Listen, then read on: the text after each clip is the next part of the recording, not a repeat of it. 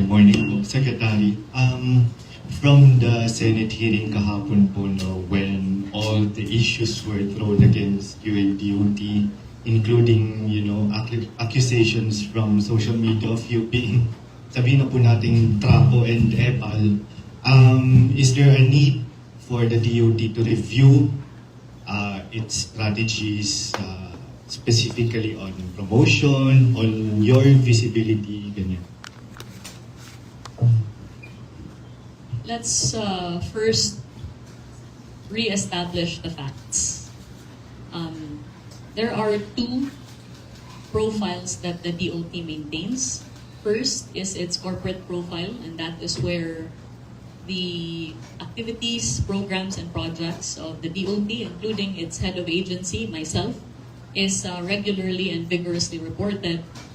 And second, there is the marketing profile of the DOT, and that is where promotions of our destinations, products, has never ceased and has been very, very consistent from day one. I don't know why these two platforms are being muddled together, but there has always been a clear distinction between both. On one hand, as far as the corporate profile is concerned, it operates as any other government agency does and should, and that is to be fully transparent of the programs and projects of the department and activities that are being undertaken on a day-to-day basis. As far as the marketing platform is concerned, we have all the evidence to prove that the destinations, products, and merits of the Philippines have been the singular subject of promotion of the marketing profile. That being said, we invite a close scrutiny of the promotions that has been done, because we're fully confident of the fact that we have not wavered or reneged on the obligation to promote. What I see here is what is being questioned is why I'm very visible. Well,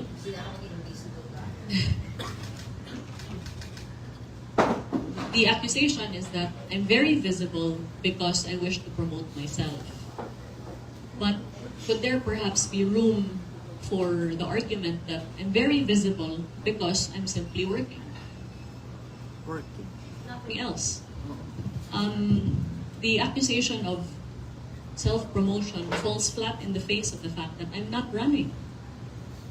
There's no reason for me to promote myself because I'm not running for any national position. That's it. In terms of my name and likeness, my image appearing in our destinations, as was taken up by Senator Tulfo yesterday, these are welcome materials, I suppose, for when I visit our especially LGUs. local government officials na Yes, yes, and so actually, just so you know, I have actually already issued an order to our regional offices. As far as we are concerned, in the DOT, to number one, take down any material that may bear my image. Number two, to not produce any material that may bear my image. And number three, if we could request our LGUs just so to take this issue of such small importance out as a distraction, since there's so many other things that we need to consider that are of national importance. If I can appeal to the LGUs, please don't put up any tarps that bear my image. I will not be lesser for it because I'm not running anyway. Second question po. From the ASEAN Tourism Forum, the Philippines has advocated for ASEAN to become a unified tourist destination po, no?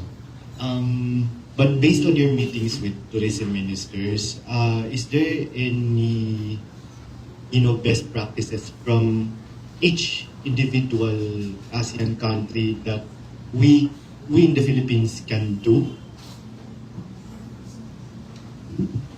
The discussions of the ASEAN tourism ministers, first of all, was grounded on the agreement that we are to develop and market the ASEAN as a unified, single, high-quality tourism destination that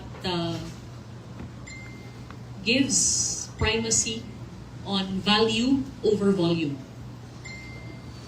Meaning that we seek to work together to ensure the long-term sustainability of our destinations. And these agreements are contained in the ASEAN Tourism Strategic Plan, which has identified 4 pillars of ASEAN tourism development. And if I can enumerate, these include the development of resilient tourism, in other words, working together to anticipate as well as respond to, let's say, climate crisis that are facing our region as a whole, and working together as far as putting up protocols in terms of disaster response, like the Pandemic experience. as a region, yes. Second is the empowerment of the tourism workforce. That means human capital development, exchange of best practices in trainings in light of the mutual recognition agreement on tourism professionals in the ASEAN. The third is the improvement of accessibility. So, of course, highly recognized are the very accessible destinations that include Singapore, Thailand, and Vietnam. And certainly, it is the desire of other ASEAN countries, including the Philippines, to increase its accessibility in the same manner. So whether that pertains to working together in terms of routes development or visa liberalization, these all service the improvement of accessibility. These also include working together on tourist transport. Next is the initiative to introduce digitalization and diversification of our tourism portfolio. So the Philippines proposed the establishments of sports tourism circuits that can be done from one country to the next, where we work together to attract global sports tourism events, and also working together in terms of the development of cruise tourism by way of our existing Asia Cruise Cooperation initiatives. This also includes the institution of programs that will secure sustainable tourism for our destinations, recognizing the necessity of ecological conservation as well as the preservation of the heritage of our communities in order to ensure that the ASEAN is marketed and preserved as a highly diversified tourism destination that honors its heritage and its rich culture. Thank you po.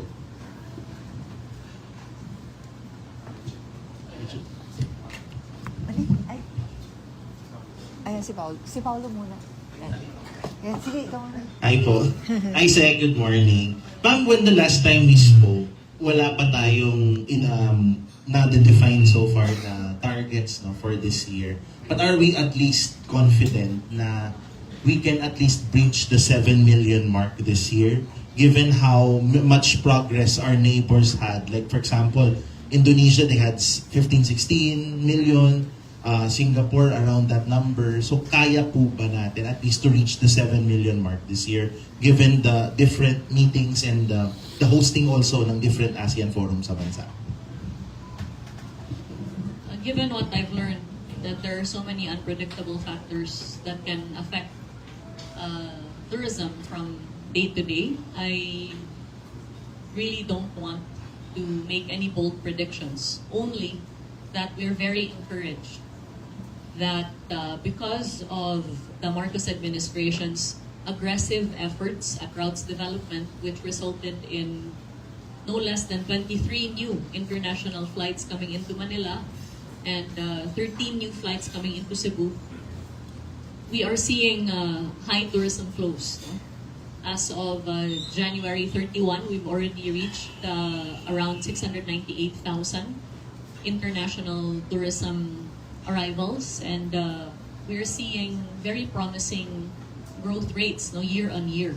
These include the Indian market, which is now visa-free and has direct connection to the Philippines, which now has around 21% growth.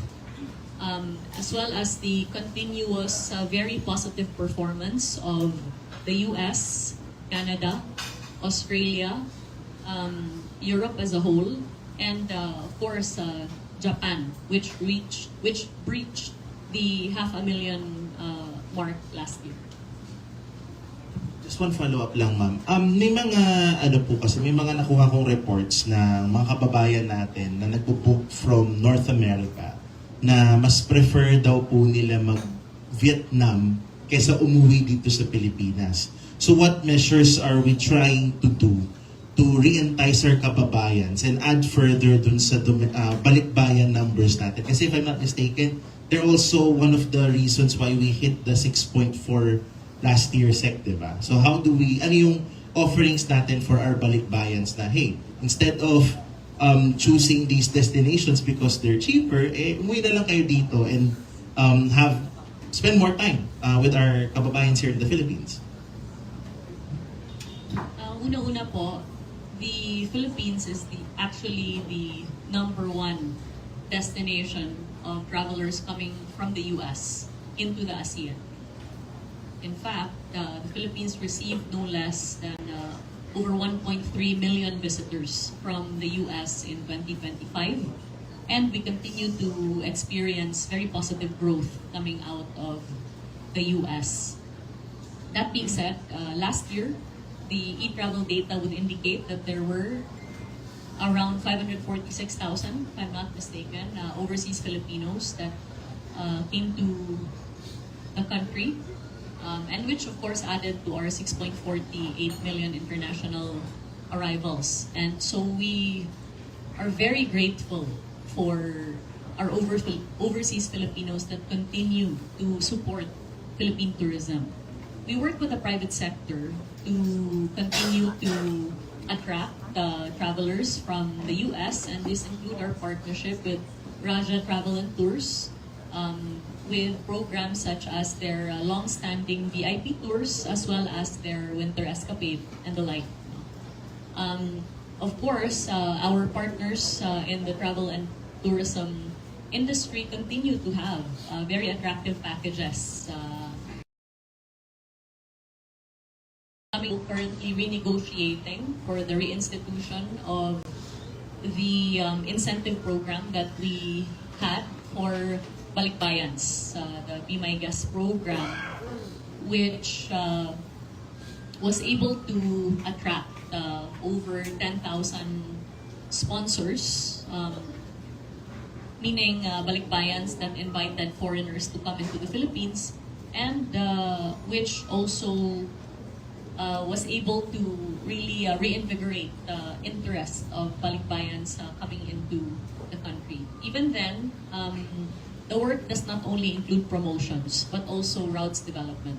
So we're continuing to work with international partners such as United Airlines as far as maintaining and possibly expanding their flights to the Philippines, Manila and Cebu.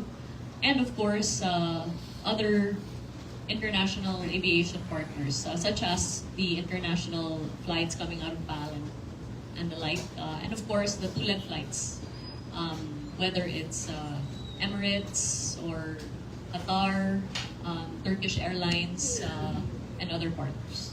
Thank you, Sec. Hi, Secretary. Good morning. Isaiah from Abante. May we just confirm, because it was reported by Billionaire.com na naglabas daw po ng kautusan ang Malacanang na alisin daw po yung mga larawan nyo sa mga streams billboards and posters ng Department of Tourism. Is that true po ba? Your source is? Nilabasan po ng billionaire.com. May source daw silang nagsabi na pinatatanggal daw po yung mga pictures nyo sa mga streaming ng DOT. Is that true po? In-order na nga niya, di ba? Yung DOT. Yeah, actually, I think there was a general directive on the part of the DILG. LGUs. Anti-Apple yun. Sorry. Not pertaining for the DOT. No. Not that I know of. I think it's a general directive. Pero Perhaps you'd like to ask Billionario, who's right here, Parehas din kami ba? in terms of the veracity of the information. For the record, Sec, I did not write that. Hindi, mas nauna yung anti-EFL ni John Vic. Tapos si Ma'am, di ba, na-announce niya yung sa DOT regional offices niya na may sarili siyang version of that.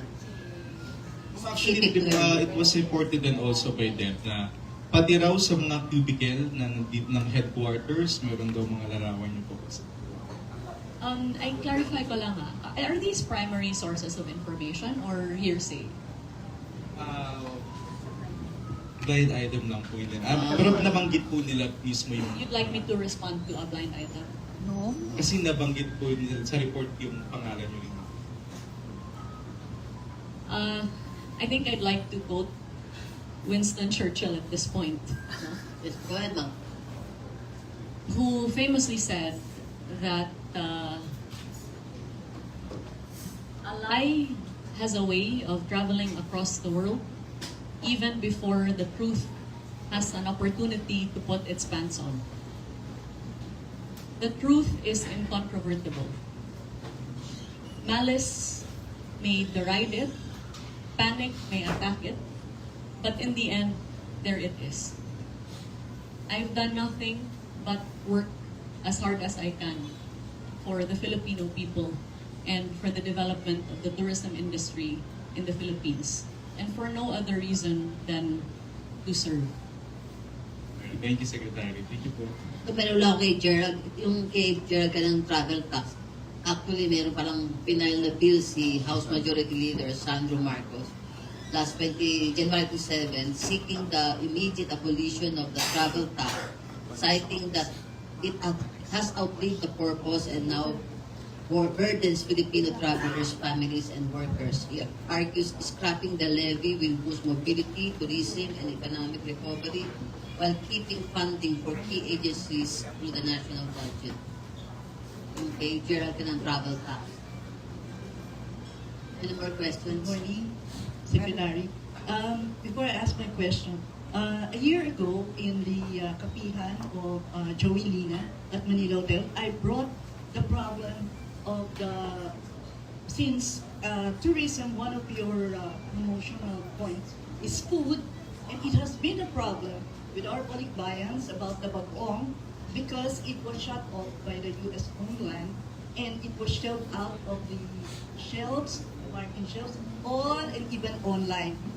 Now, I brought that topic to you. You did not know about it, but because you said, you did not promise, but you said you see what to do. And to my, I was so glad to find out that one of my friends from the US, in less than 8 months after I brought it, it's now open to all the shelves in Asian market. The our Philippine bagoong is Tagal na, really there. na-export pa natin yan. And so, thank you very much, Secretary. My question is, because of all this bad political painting in the Philippines, now, how do you counteract the bad news while also promoting our tourism? Bakit pumasok si Joey Lina dito? Yung pala question mo. Sige, Ma'am.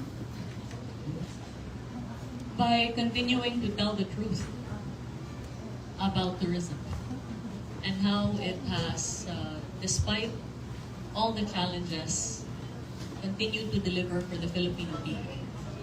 Tourism continues to employ, it continues to give hope, and it continues to attract travelers from the international and the domestic period.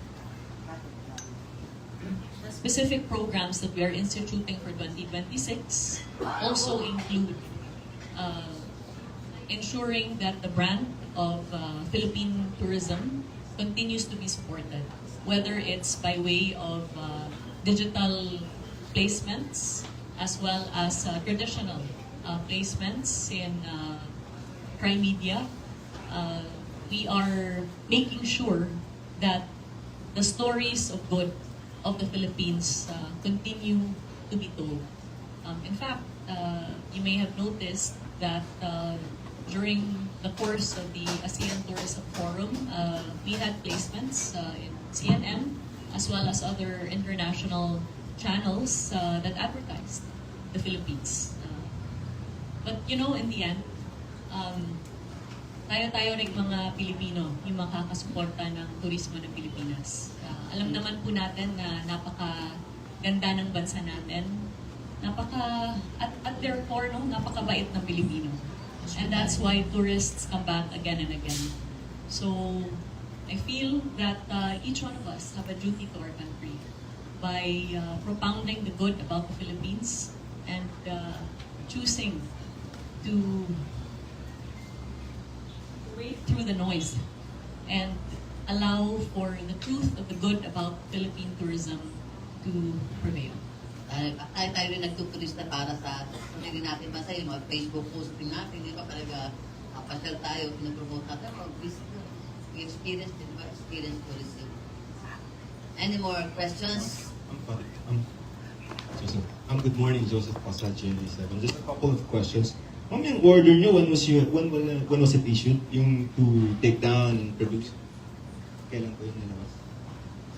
When we were informed that there was still an image of me, there was an image of me at the Boracay port. Okay. Mga around this month? Yes, that was this month. This Yes. Pero yun pong mga collaterals, for example, na But I just wish to clarify that there has never been, and I'm confident saying this, there has never been an order on my end or on the part of the DOT directing the putting up of my image in any of our destinations. So there is no order to revoke because there has never been such order to put up my image to begin with. So unauthorized, ma'am, kumbaga sariling malo nila yung nilagay yung... Sa pagkakaalam ko po, yes. Pwede. Tapos ma'am, so okay na yun.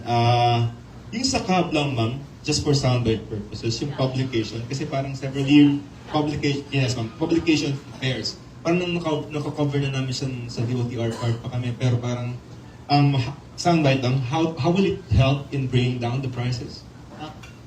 Price index. The publication of a market price index of airfares will, Domestic and international, ma'am. for both, For both. will ensure that first, the public is fully aware of the baseline prices and the maximum prices so that there's no discretion in terms of sudden changes based on seasonality and demand. Have they complied? Have they complied with publication and anong frequency ng publication? Perhaps Cap can best answer that, but we did reiterate our request But yesterday. you are a member of the CAP board, di ba ma'am? DOT Secretary sa member of the CAP board. Yes. How frequent do you meet? Para ipokpin mo sila every I'm month. represented by Undersecretary Shalimar Tamano in the CAB. It's quite a regular meeting.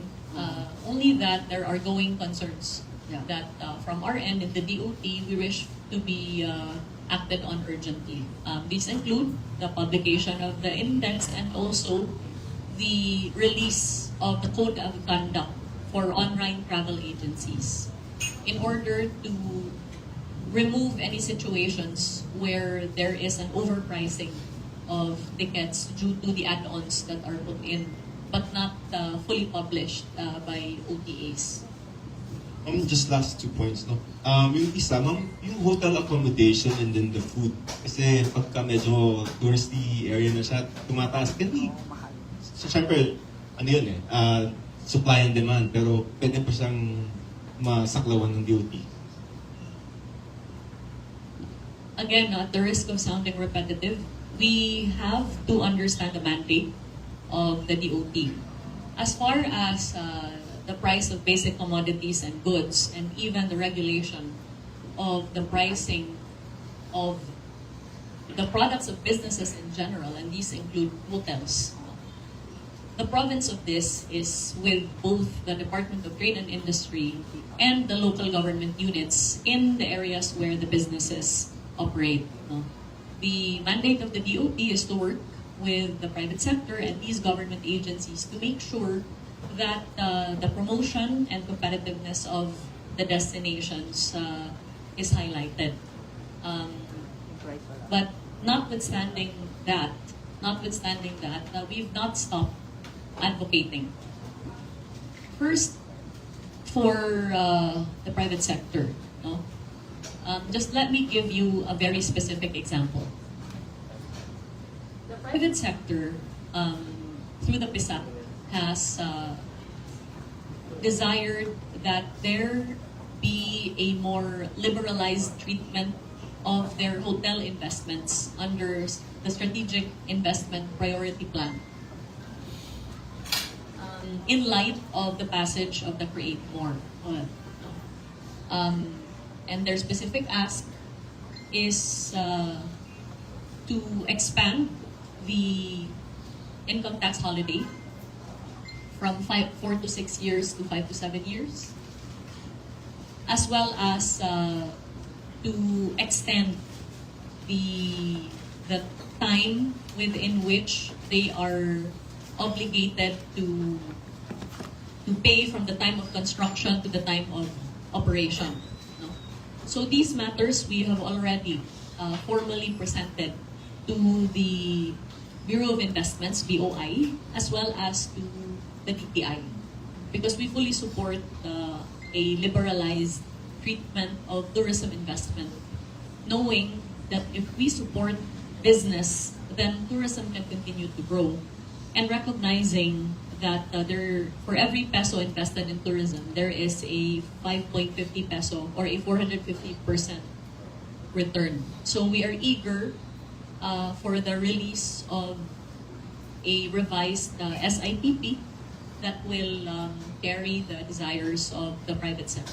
How much have we spent so far in advertising and marketing? And then if it were up to you, ano talaga yung pinaka-problema ng tourism industry natin? As far as the DOT branding and marketing is concerned, last year we were allocated 100 million pesos. No? We're grateful that under the General Appropriations Act of 2026, this budget has been increased to 1 billion this year. 100M to 1B? 1B, correct. And what we have done so far is, in order to make sure that this is a people's budget, we have done very wide stakeholder consultations with our private tourism stakeholders, our tourism organizations, and the like, so that their priorities are reflected in the marketing materials that we are going to release all over the world, whether it's in terms of their priority destinations, their priority tourism products, and the like. So we fully intend there to be a very aggressive global and domestic tourism marketing campaign for 2026 with this infusion in budget. Yung problem ng tourism, ano ba siya? Infrastructure ba siya? Airfare ba siya? Ano? Obviously not the product, di ba? Kasi ba nice product. There are institutional challenges that have been identified as priorities under the National Tourism Development Plan. Number one is tourism infrastructure, which is why under the Marcos administration, this has seen much improvement with the privatization of the airports, the building of tourism roads, and the improvement of land and sea travel. Second is connectivity. Recognizing that we have not yet fully recovered the pre-pandemic flights, and so we've worked very hard together with the OTR and CAB and aviation partners to build up the routes coming into the country. Third is, of course, digitalization. And that's why we're working with the ICT and our private sector partners to capacitate our tourism stakeholders, as well as to make sure that the Philippines is fully present in the digital sphere. Of course, the equalization of tourism development is also very, very important. So we give opportunities to destinations across the country, not just well-known destinations. And the maximization of international and domestic travel as a whole. As far as our source markets are concerned, of course, South Korea continues to be number one for the Philippines, but it has had its challenges. So we're working closely with the DILG and the PNP in terms of peace and order and tourist safety. And for China, as you know, the visa was just recently liberalized, and so this will allow us some measures to recover the Chinese market. But Pandemic, important. Mabalikan tayo, per peso if I investment. may, I think one of the biggest challenges also of Philippine tourism is misinformation. Yeah.